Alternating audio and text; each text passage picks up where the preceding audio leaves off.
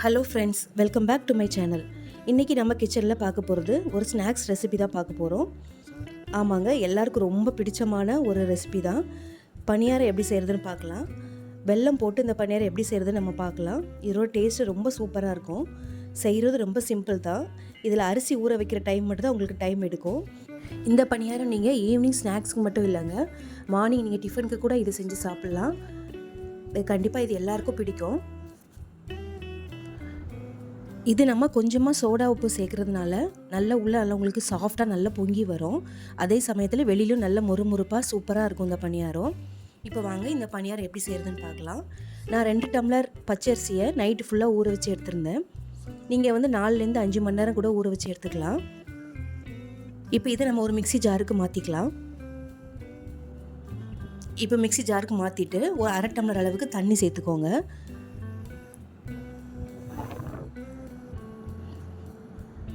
தண்ணி சேர்த்துட்டு இதை நல்லா நைஸாக அரைச்சி எடுத்துக்கணும்.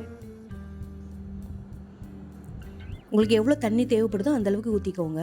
இப்போ பாருங்கள், இந்தளவுக்கு நம்ம நல்லா நைஸாக அரைச்சி எடுத்துருக்கோம். நீங்கள் நல்லா நைஸாக அரைச்சி எடுத்தால் தான் பணியாரம் உங்களுக்கு நல்ல சாஃப்டாக கிடைக்கும். இப்போ இது கூட நான் 2 வாழைப்பழம் எடுத்திருக்கேன். 2லேருந்து 3 பழம் எடுத்துக்கலாம். நல்ல பழுத்த பழமாக பார்த்து சேர்த்துக்கோங்க. இப்போ இது கூட 1 கப் அளவுக்கு நாட்டு சர்க்கரை சேர்த்துக்கோங்க. இது சுத்தமான நாட்டு சர்க்கரை அப்படிங்கிறதுனால நான் டைரெக்டாக அப்படியே சேர்த்துட்டேன். நீங்கள் இதில் வெல்லம் சேர்க்குறதா இருந்தால் கொஞ்சமாக தண்ணி ஊற்றி ஃபில்ட்ரு பண்ணி சேர்த்துக்கோங்க. இது கூடவே ஒரு 4லேருந்து 5 ஏலக்காய் சேர்த்துக்கோங்க. ஏலக்காய் தூள் இருந்தால் நீங்கள் அதை சேர்த்துக்கலாம். இப்போ இது எல்லாத்தையும் நல்லா நைஸாக அரைச்சி எடுத்துக்கோங்க. இப்போ இதை ஒரு பவுலுக்கு மாற்றிக்கோங்க. இப்போ பாருங்கள், இந்தளவுக்கு நம்ம அரைச்சி எடுத்துருக்கோம். இப்போ இது கூட 1/4 ஸ்பூன் அளவுக்கு ஆப்ப சோடா சேர்த்துக்கோங்க. நிறைய சேர்த்துறாதீங்க, அப்புறம் டேஸ்ட்டு நல்லா இருக்காது. 1/4 ஸ்பூன் அளவுக்கு சேர்த்தா போதும். இப்போ இதையும் நல்லா கலந்து விட்டுக்கோங்க.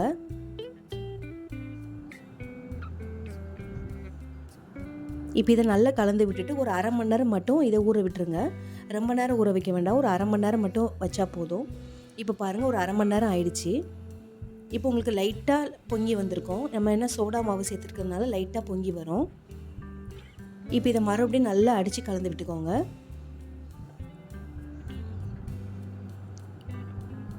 இப்போ நம்ம அடுப்பில் பணியாரக்கல் வச்சாச்சு. இப்போ கல் சூடானதும் இதில் நீங்கள் தேவையான அளவுக்கு நெய் சேர்த்துக்கோங்க. நீங்கள் நெய் இல்லைன்னா எண்ணெய் கூட சேர்த்துக்கலாம். நெய் சேர்த்திங்கன்னா இன்னும் கொஞ்சம் ஹெல்த்தியாக இருக்கும், டேஸ்ட்டும் ரொம்ப சூப்பராக இருக்கும். இப்போ எல்லா இதுலேயும் நெய் ஊற்றியாச்சு. இப்போ கல் சூடானதும் ஒவ்வொரு குழிலையாக ஊற்றி எடுத்துக்கலாம்.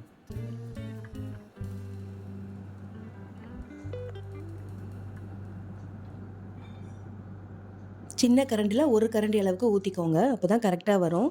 உங்களுக்கு இன்னும் பொங்கி வரும்போது ஃபுல்லாக வந்துடும்.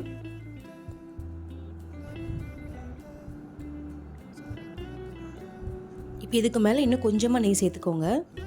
அப்போ தான் மேலேயும் உங்களுக்கு நல்ல கிறிஸ்பியாக கிடைக்கும். இப்போ இதை மூடி வச்சுட்டு 3லேருந்து 4 நிமிஷம் நல்லா வேக விடுங்க. அடுப்பை சிம்லேயே வச்சுக்கோங்க. ஏன்னா நம்ம வெல்லம் சேர்த்துருக்கிறதுனால டக்குன்னு இது கருகிடும் அடியில், அதனால் சிம்லேயே வச்சு செஞ்சுக்கோங்க. இப்போ பாருங்கள், ஒரு 3லேருந்து 4 நிமிஷம் ஆயிருக்கு. இப்போ நல்லா வெந்து வந்துடுச்சு. இப்போ இதை திருப்பி விட்டுக்கலாம். இப்போ பாருங்கள், சூப்பராக எப்படி பந்து மாதிரி வந்திருக்கு பாருங்கள். நம்ம சோடா மாவு கொஞ்சமாக சேர்த்துருக்கிறதுனால இது நல்லா பொங்கி வந்திருக்கு. அதுவும் இல்லாமல் மாவு ஊற வச்சு நம்ம அரைச்சி நல்லா சாஃப்டாக அரைச்சி எடுத்துருக்கோம். அதனால தான் உங்களுக்கு இந்த அளவுக்கு சாஃப்டாக வந்திருக்கு. இப்போ இது எல்லாத்தையும் திருப்பி விட்டுக்கலாம்.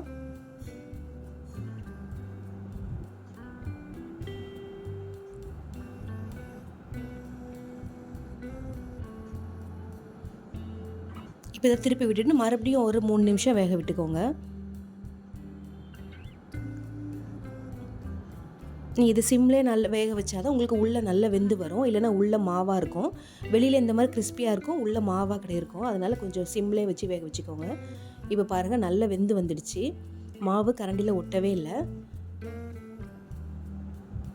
இப்போ சூப்பராக நம்மளோட குழி பணியாரம் ரெடி ஆயிடுச்சு. இப்போ பாருங்கள் எவ்வளோ சாஃப்டாக வந்திருக்கு, நான் உங்களுக்கு காட்டுறேன். உள்ளே உங்களுக்கு நல்ல லேயராக நல்லா சூப்பராக வந்திருக்கு.